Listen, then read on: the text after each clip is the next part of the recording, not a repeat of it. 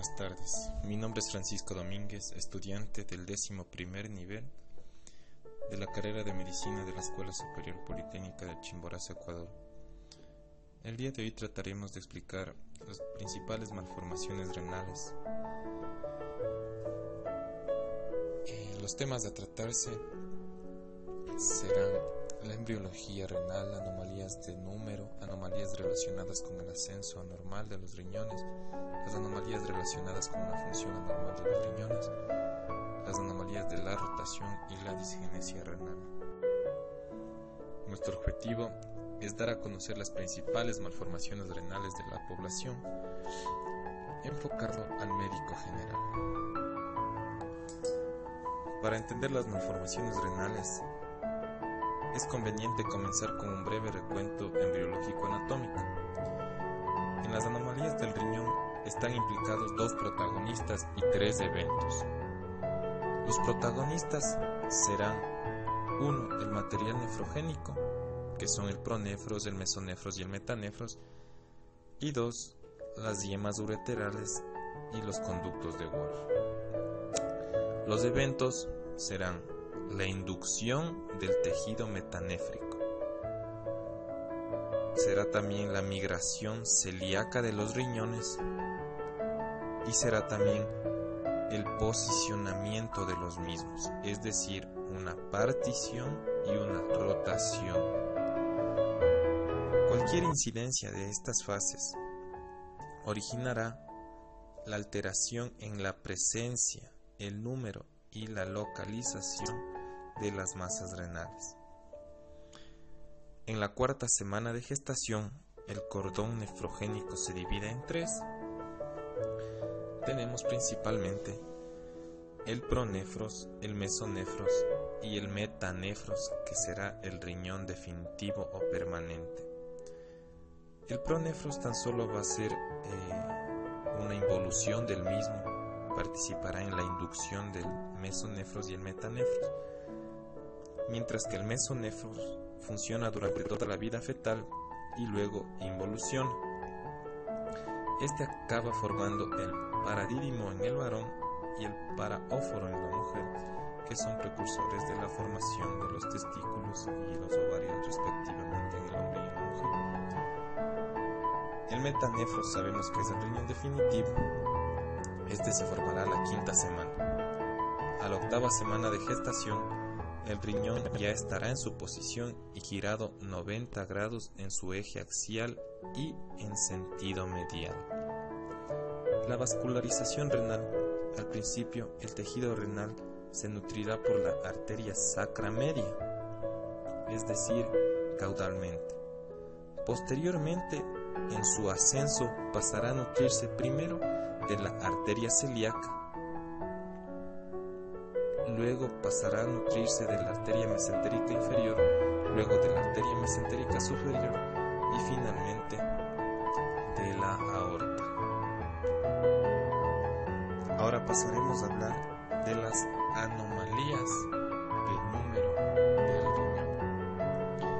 Principalmente tenemos la agenesia renal y tenemos el riñón supranumerario. En cuanto a la agenesia renal, tenemos 2 principalmente, que esta puede ser bilateral o unilateral. La bilateral, llamada también síndrome de Potter, se va a caracterizar porque afecta principalmente a los varones. También hay una tendencia familiar y el riesgo de recurrencia en los embarazos, es decir, que en cada embarazo se tenga la posibilidad de que un niño nazca con esta anomalía, va a ser del 2 al 5%. Esta se asocia a distintas alteraciones del aparato renal. En este caso también se asocia a un uréter ausente en el 90% de los casos. También la vejiga va a estar ausente, o en caso de encontrarse presente va a ser severamente hipoplásica. Estos niños tienen una fase muy peculiar, por eso se los denomina síndrome de Potter, ya que se caracteriza por hipertelorismo, por presentar el epicanthus, presentar una nariz de pico de loro, orejas de implantación baja sin apenas cartílago. Su diagnóstico va a ser simple, tan solo con una simple ecografía abdominal nosotros podemos observar las distintas características de malformaciones renales que se presentan en este síndrome. El otro tipo de agenesia renal que puede darse es unilateral. Vamos a ver que esta agenesia es más frecuente asimismo en varones, al igual que la bilateral, pero esta va a estar afectado más del lado izquierdo. En el 8% de los casos puede observar también que hay una agenesia de la glándula suprarrenal. Lo normal es que estos pacientes sean asintomáticos, pero se deberá buscar una anomalía en los niños que se observe una ausencia del conducto deferente o de la cola del epididymo, o en las niñas que se puede observar que tengan la vagina tabicada o un útero bicorno. Asimismo, como en la agenesia bilateral, este se puede diagnosticar por un sinnúmero de métodos, como pueden ser una RX simple de abdomen, una ecografía, una urografía intravenosa, pero como sabemos la más práctica, sencilla y no invasiva sería la ecografía. Y por último, dentro de las anomalías de número de los riñones, vamos a observar también lo que es el riñón supranumerario. Este riñón es una anomalía rara en sí. Este es un órgano accesorio con un parénquima perfectamente individualizado. Tiene su propio sistema colector y su propio aporte sanguíneo. Se puede diferenciar que es más pequeño que el principal. La mayoría de los pacientes que presentan esta afección son totalmente asintomáticos, pero los que se diagnostican lo harán en la tercera década de vida y suele ser por infecciones, por obstrucciones o por cualquier chequeo que se haga el paciente sin que sea propio del riñón. Otro tipo de anomalías que se dan en el riñón son las relacionadas al ascenso anormal del riñón, es decir, los riñones ectópicos. Los riñones ectópicos se definen como cualquier riñón que no se sitúe en la fosa renal normal. La incidencia parecería ser alta, a diferencia de las demás malformaciones, aunque su descubrimiento se ha hecho mayormente en las autopsias y no por síntomas propios del paciente. Existen varios tipos de ectopias, como veremos a continuación. Serán los riñones pélvicos, lumbares, abdominales y torácicos. El riñón pélvico se sitúa en la pelvis, como su nombre mismo lo indica, por debajo de la bifurcación de la aorta. Dentro de los riñones ectópicos, el riñón pélvico es el más frecuente de todos.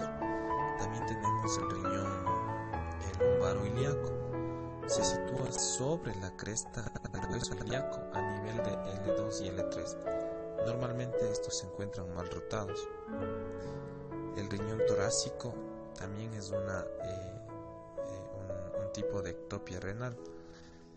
Es muy rara esta afección, pero se da por un ascenso acelerado del riñón cuando todavía no está cerrado totalmente el diafragma. Este se va a situar en el mediastino posterior y se puede asociar principalmente a anomalías cardiovasculares, pulmonares y espinales.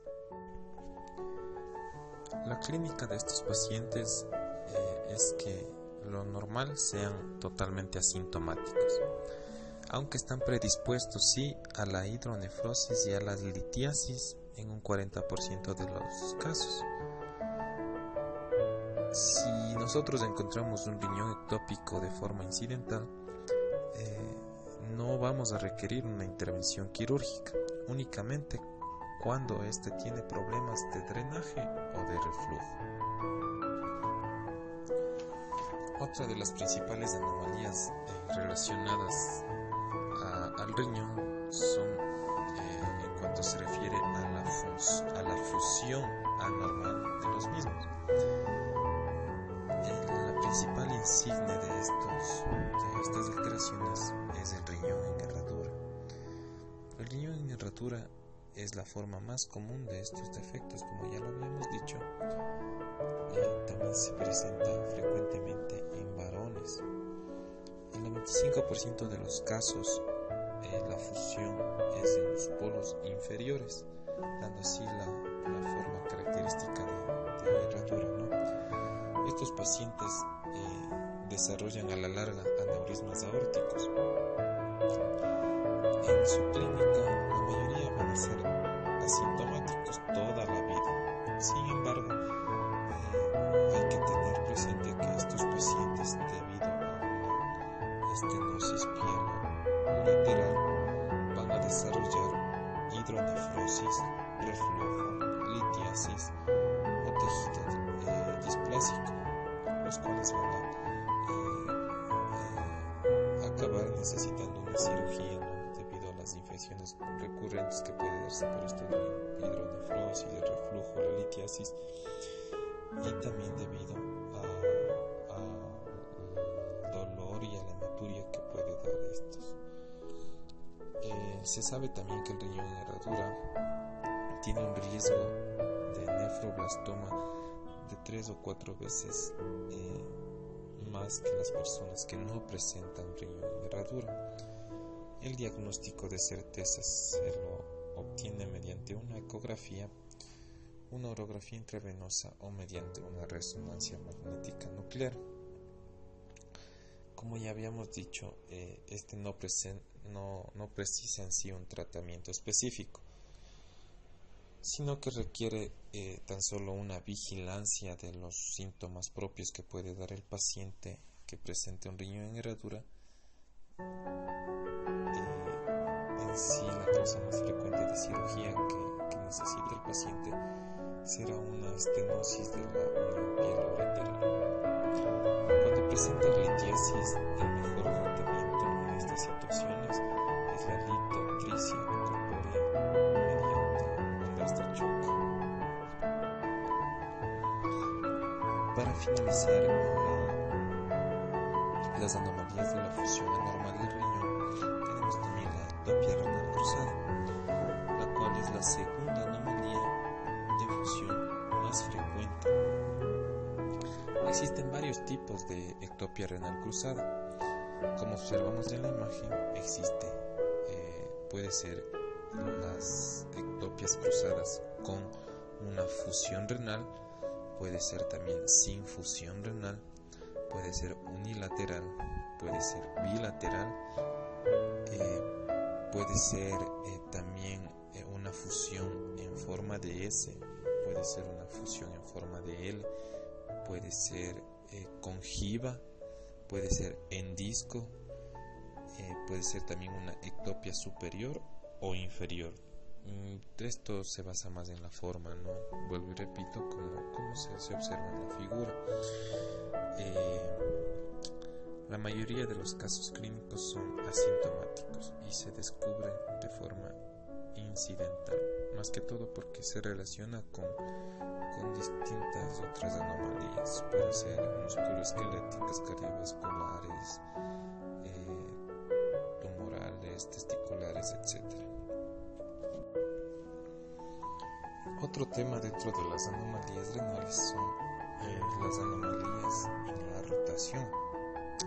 Sabemos que un riñón adulto totalmente formado será aquel que esté situado ya en la fosa renal, con los cálices orientados hacia afuera y las pelvis hacia adentro. Cualquier alteración en esta disposición será un riñón mal rotado. Clínicamente el paciente no producirá síntomas, pero la cantidad de tejido fibrótico peripélvico que puede haber en esta zona hace que la obstrucción en la unión piel-ureteral sea más factible, ¿no? Esta estenosis dará lugar a una hidronefrosis con los síntomas clásicos que son dolor agudo en flanco, náusea, vómito, etc.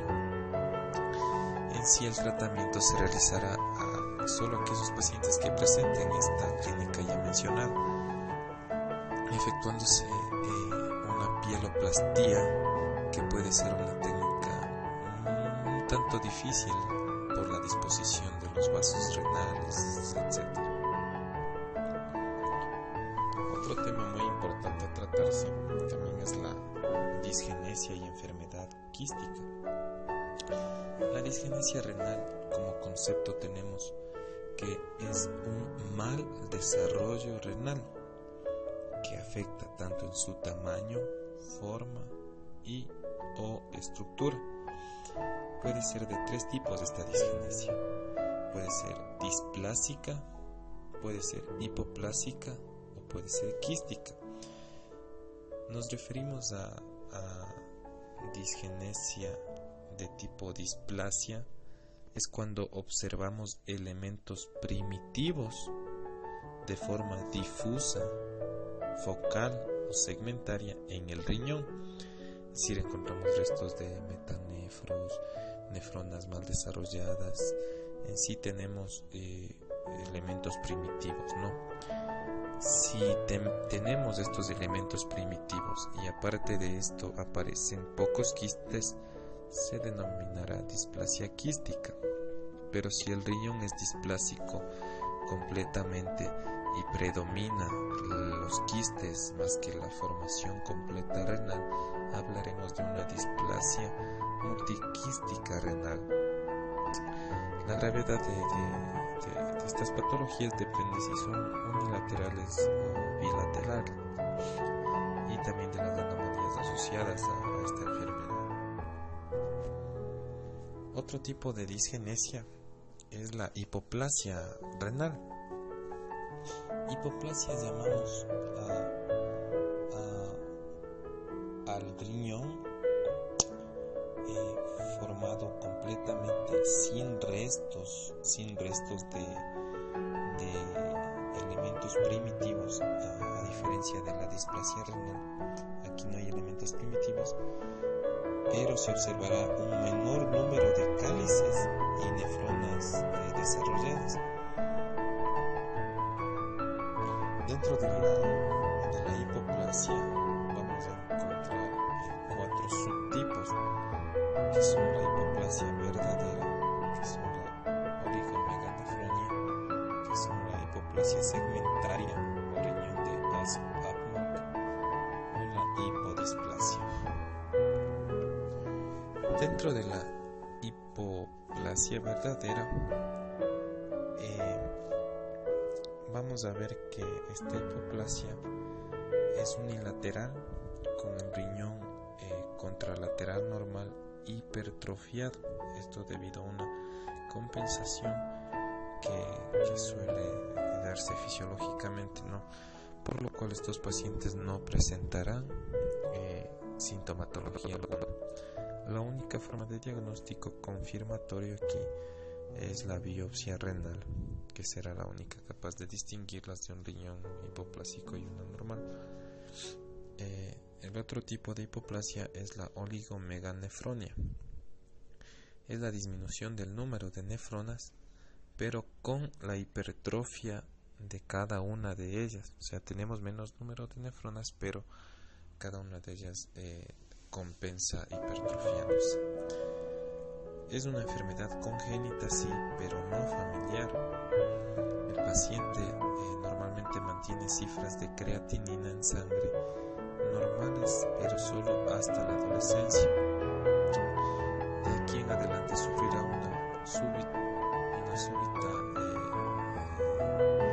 descompensación con un aumento exagerado de creatinina en sangre, aumento de proteinuria, y lo cual va a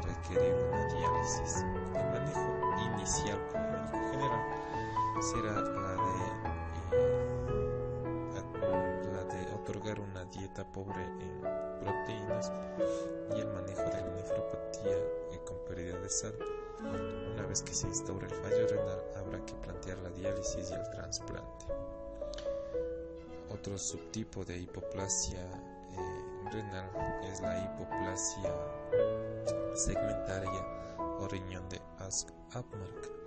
Como su nombre mismo lo indica, esta es segmentaria, es decir, va a ser un riñón normal, pero tan solo con segmentos de hipoplasia renal. A la clínica estos pacientes van a presentar lo que es una hipertensión arterial, cefaleas, retinopatías y proteinuria, y suele detectarse esta a partir de los 10 años. Si es unilateral, se realizará una nefrectomía, pero en las bilaterales el tratamiento será el manejo médico, la diálisis o el trasplante. Y por último, el subtipo de hipoplasia renal es la hipodisplasia, que se puede asociar con una obstrucción uretral, en la cual la entidad se puede observar un orificio ureteral normal y a veces hasta ectópico. Para finalizar, trataremos lo que es la enfermedad quística renal. La enfermedad quística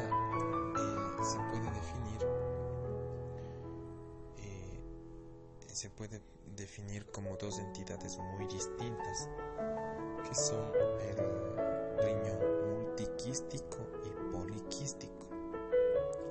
El riñón multiquístico se refiere a una enfermedad displásica, es decir, a un riñón que contenga restos primitivos de nefrogénicos más quistes, mientras que el término poliquístico son riñones totalmente funcionales, es decir, con nefronas normales, pero se asientan diferentes quistes a lo largo del parénquima renal.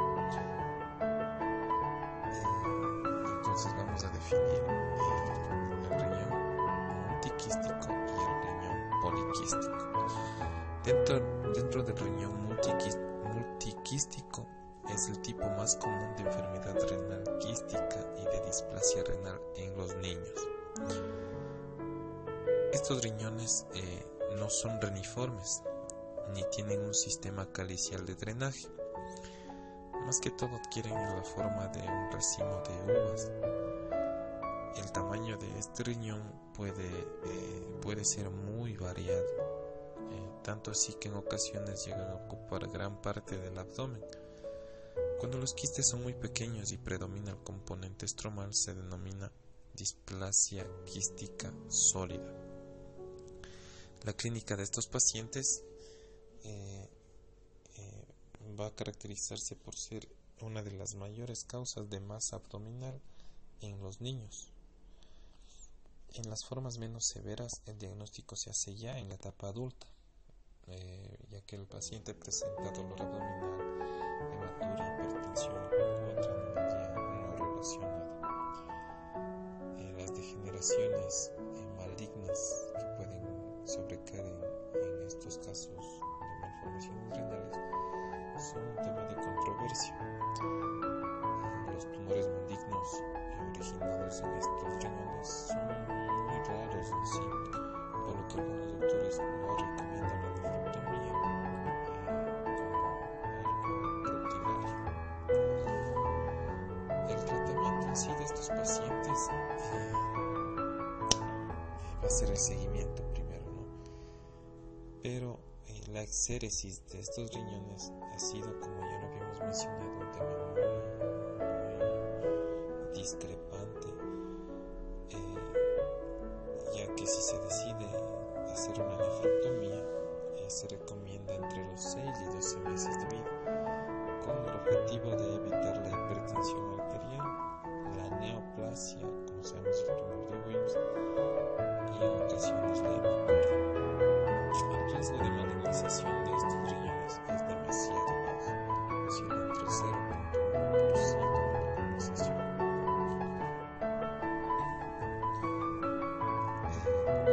riñones poliquísticos, estos a su vez se subdividen en enfermedad renal poliquística de origen autosómico recesivo y en enfermedad renal poliquística autosómico dominante.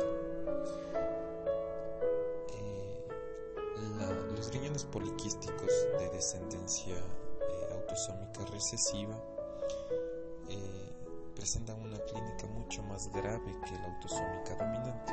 Es así que en la autosómica recesiva el 50% de niños mueren en las primeras horas o días de vida debido a la elevada uremia o al fallo respiratorio que puede darse. Hay también un cierto grado de fibrosis hepática. Esta tiene correlación con la enfermedad renal, es decir, a más afectación hepática, menor afectación renal, y a mayor afectación renal, menor afectación hepática. El 75% de los niños que superan el año de edad llegan a los 15 años. Si no, mueren por un sangrado de varices esofágicas, por fallo renal o colangitis. Los niños a menudo presentan las fases de Potter ya mencionadas, que mueren en hipertelorismo, el epicanthus, la nariz en pico del loro, etc. Mientras que la enfermedad renal poliquística autosómica dominante es un poco menos severa que la recesiva. Es así que esta enfermedad suele detectarse a los 30 y 50 años de vida, es lo más habitual, pero si se presenta en niños suele ser más agresiva. Es así que el tratamiento en los niños que presentan síntomas está en una situación que debe evaluarse ya la diálisis o un trasplante.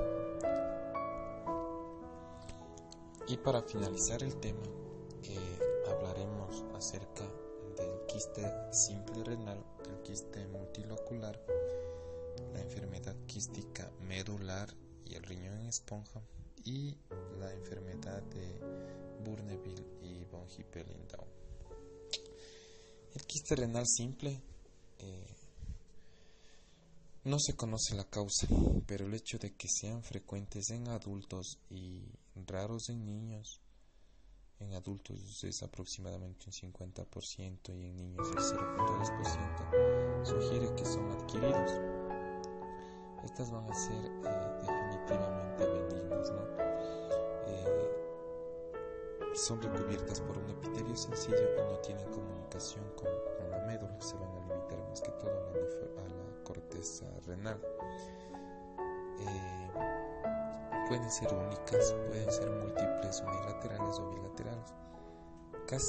Casi ninguno produce síntomas, y si se descubren estos suelen ser de manera incidental durante la evaluación o por alguna otra molestia abdominal. Es raro que los quistes simples requieran intervención, como habíamos dicho, no provocan síntomas. Una vez que se detecte hay que excluir la neoplasia maligna, y si ya se excluye esta entidad, ya no está indicada la punción del quiste ni el destape quirúrgico.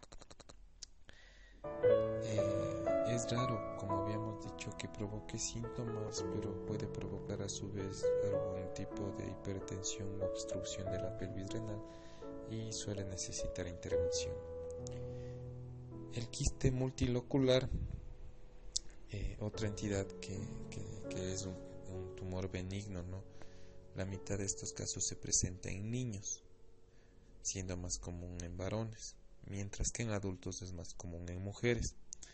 El diagnóstico diferencial hay que hacerlo con un tumor de Wilms o con otra enfermedad renal poliquística, en este caso una autosómica dominante, o con el riñón multiquístico. El tratamiento será una nefrectomía profiláctica, ya que existe una posibilidad de que se produzca un tumor de Wilms a partir de este quiste multilocular. La enfermedad quística medular y riñón en esponja son enfermedades raras y suele presentarse en la época juvenil o en adultos. Es frecuente que estos pacientes debuten con hematuria y fallo renal. El riñón en esponja presenta frecuentemente infecciones a repetición y nefrolitiasis. El diagnóstico se lo hace por ecografía y urografía. El tratamiento se limitará a tan solo la clínica. Y por último, otros síndromes que son malformativos, que producen quistes y cruzan con otro tipo de alteraciones sistémicas, son la esclerosis tuberosa y la enfermedad de von Hippel-Lindau. La esclerosis tuberosa, llamada también enfermedad de Bourneville, se caracteriza por una tríada que es la epilepsia, un retraso mental y adenomas sebáceos en el riñón. Y la enfermedad de von Hippel-Lindau se sabe que se produce a nivel sistémico distintas manifestaciones, principalmente en forma de quistes, que pueden ser hemangioblastomas, pueden ser angiomas retinianos, quistes de páncreas, riñón, epidídimo o un feocromocitoma. Bueno, es así que hemos finalizado la exposición. Esperamos haber aportado con un granito tal vez de conocimiento al estudiante o podría ser también al médico residente. Esta bibliografía nos basamos principalmente en el libro de residente y distintos apoyos de distintos autores, ¿no? Un agradecimiento al doctor Mario Braganza, tutor de la Cátedra de Urología, por habernos guiado en este semestre.